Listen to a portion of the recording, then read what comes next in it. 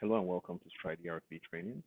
In this training video, I will show you how to process payroll for your employees.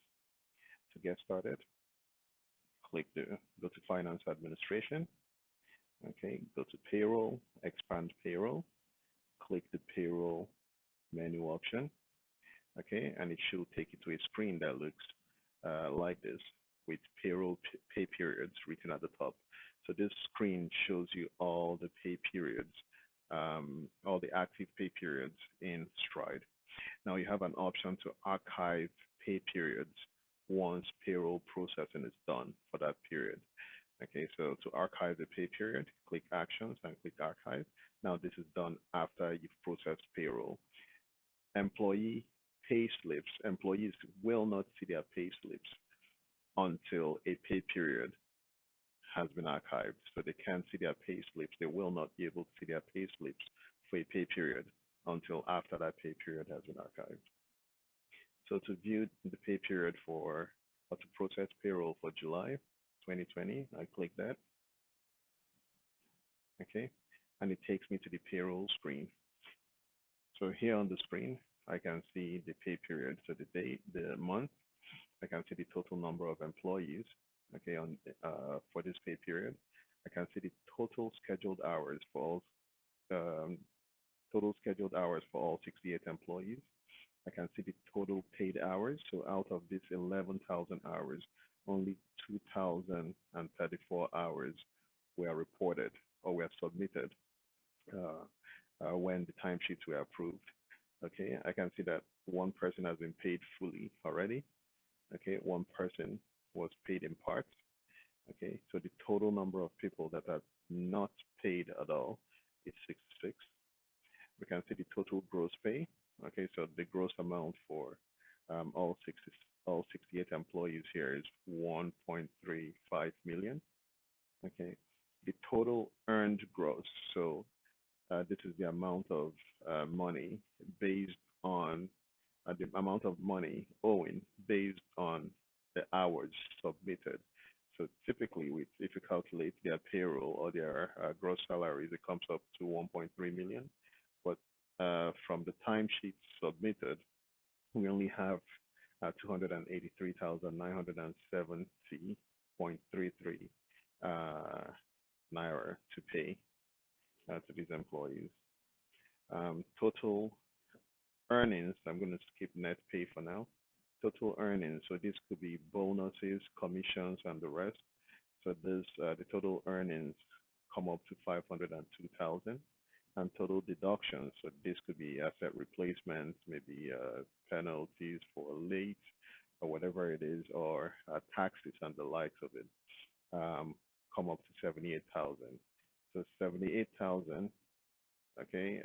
So the total earned gross, which is basically the amount to be paid to employees based on hours reported, plus the total earnings minus the total deductions will give you the total net pay.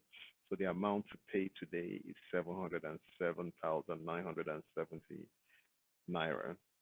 Okay. We also have total amount paid. So amount paid to employees. So we see that two employees were paid here. Comes up to 13,000 naira. So actually, the total outstanding for today is 694,970 naira. So you want to make sure you have that cash at hand or that money at hand to pay the employees for this pay period. So here we can see John Doe. Okay, if you go across, you can see earnings, basic, pension, housing, furniture, health, and so on and so forth. All these items or these pay elements come from system setup. So make sure you look up the training help articles around system setup. But all these come from the employee benefit management module. Okay, so they do not have to be there. These are totally configurable. They can be removed or more could be added. Okay, the gross here is the amount, the monthly salary that you have agreed to pay this employee or that you agreed to pay this employee when they started work. Earned gross is the amount of money that is due to them based on the number of hours they worked. Other earnings, again, is a sum of all earnings, so commissions, bonuses, um, whatever it is that is due to this employee based on your corporate policies. And other deductions, again, is the total number of cash or the total amount of money that was deducted uh, from this employee's paycheck during the pay period. So this is now a total of all three. So earned plus other earnings minus other deductions. That gives you the net amount, and paid shows the amount that was paid. So now I see a whole lot of, an outstanding is basically gives you, so the net minus the paid, that gives you the outstanding amount. This orange here color shows that this employee has been has been paid in part. So when someone has been paid in part, Stride highlights that by changing the action button to orange. Blue means that that person has not been paid at all. Okay, and you can see many of the employees here showing zero outstanding. So it's either they did not work for the during that pay period, or uh, there are several reasons why somebody may show up as zero, but these people are not due for any payment. Now I can select filters here, so I can see all the employees with earnings. I can decide to see all employees with deductions. I can see those getting overtime. So overtime is basically you're getting more than you earned, more than your um, gross, the gross salary amount.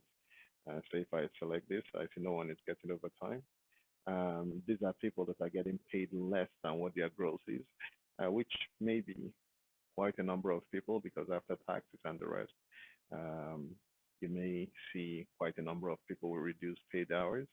So employees with earnings, that's what I'll work with today. So I can see um, about 2 pages of employees with earnings. So I can see 97,000 for John Doe. Sarah Parker had some earnings, but she's been paid in full. So I see all these employees here that have different amounts to be paid. Now it's simple. There are two ways to make this payment. Okay, one is the batch payment method. So if I want to pay all these employees in full, so meaning that I want to pay the outstanding amount, I simply click this button and select make batch payment. Okay, it takes me to the screen where I select the bank account that I plan to pay them from. And make sure you have enough money in the bank account. It shows that only 8 employees are eligible. So if you have zero, it does not select you. So you get skipped if your outstanding is zero. So right now, only 8 employees. Okay, I select the project that I want to tie the salaries to, or that I want to book the expense to.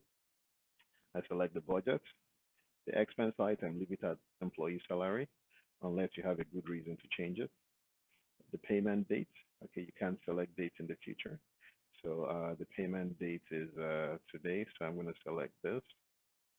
And right now I see that the active fiscal year is 2021. So I leave that there and I enter my notes.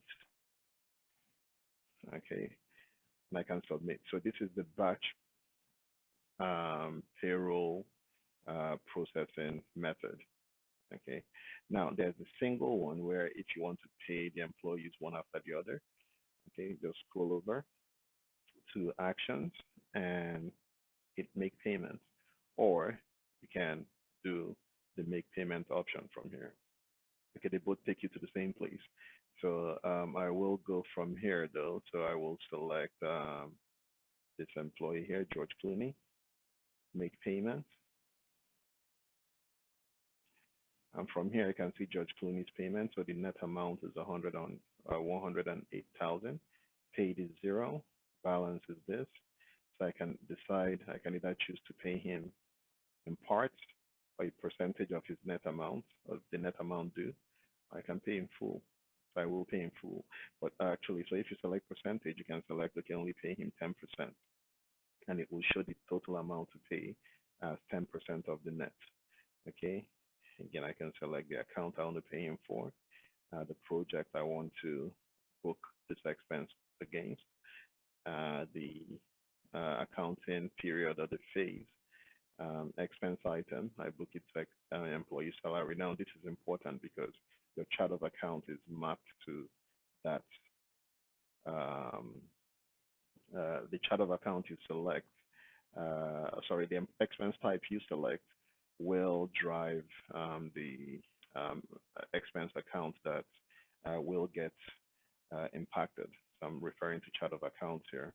And you can see when I selected phase period, this box came up, and this is a validation box that you will see all across, right? So the validation box is telling me that I have a set amount of 0 naira, and that's because I did not set any budget for salaries for this accounting period. So no budget was um, created for this.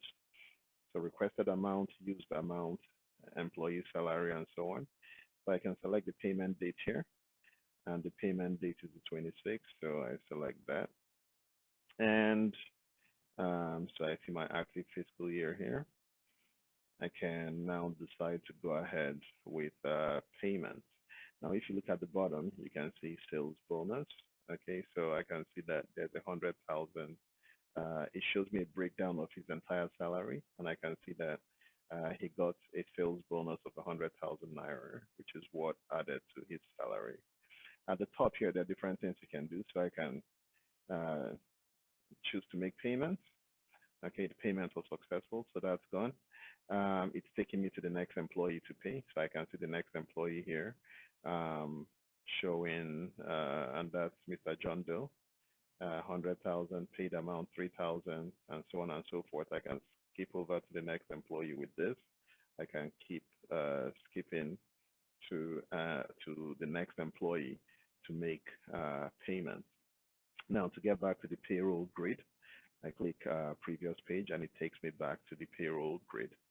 Okay. One other thing you can do is you can, for batch payroll export, so for those of you that have bank platforms that allow you to do a mass upload, okay, of employee data or payment data, you click batch payroll export. So you can see here that all that information was downloaded to Excel, and so all the information is downloaded to Excel. So with that, what you can do is all this employee information that you see here, you can upload them into your bank platform.